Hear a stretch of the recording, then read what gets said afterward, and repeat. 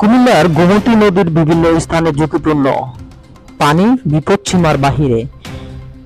গত ২ দিনের টানা ভারী বর্ষণ ও বৃষ্টিপাতের ফলে এবং ভারত থেকে আসা ডলের পানিতে কুমিল্লা গোমতী নদীর পানি বিপদসীমার উপর দিয়ে প্রবাহিত হচ্ছে। ভারতের ত্রিপুরা থেকে খরস্রোতা পানিতে গোমতীর চরে ফসলি জমি সহ শত শত ভারী ঘর ভেসে গেছে।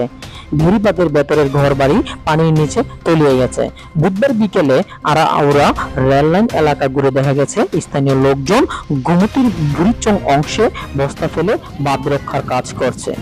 পানির দৃশ্য দেখতে আসা রীতা রানী মজুমদার ও অর্পিতা রানী সরকার বলেন, প্রবল ভারী বর্ষণের কারণে ভারত থেকে পানি এসে গোমতীর চর প্লাবিত হয়েছে। কয়েকটি স্থানে অতিরিক্ত বৃষ্টির কারণে বেড়িবাঁধ কিছুটা ক্ষতিগ্রস্ত হয়েছে। তারা আরও বলেন, গোমতী নদীর পানি বিপদসীমা ছুঁই ছুঁই। দৃশ্য দেখতে কুমিল্লা আড়াউড়া রেল সেতুতে বিভিন্ন বয়সের নরনারীর ভিড় ছিল চোখে পড়ার মতো। কেউ ফেসবুক লাইভ করছেন, কেউ বা টিকটক করছেন। আজ সন্ধ্যার আগে সেনাবাহিনী এসে মানুষদেরকে সরিয়ে দেয়। বুড়িচং উপজেলা নির্বাহী অফিসার শাহিদা আক্তার বলেন, গোমতীর বেড়িবাঁধে ৬ স্থানে অতিরিক্ত বৃষ্টির কারণে বেড়িবাঁধ ক্ষতিগ্রস্ত হয়েছে। পানি উন্নয়ন বোর্ডের লোকজন ও স্থানীয় জনপ্রতিনিধি এবং স্থানীয় লোকজন মিলে বস্তা দিয়ে মেরামত করেছে। আমরা উপজেলা প্রশাসনের উদ্যোগে শুকনো খাবার ব্যবস্থা করেছি এবং ইতিমধ্যে কিছু বিতরণ করেছি। তিনি আরো বলেন, বৃষ্টি পড়া বন্ধ হয়ে গেলে বিপদ কেটে যাবে।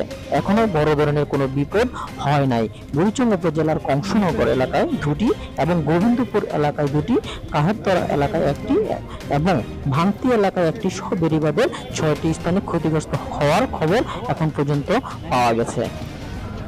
কুমিল্লা ব্যুরো নিউজলাইন ভিডি।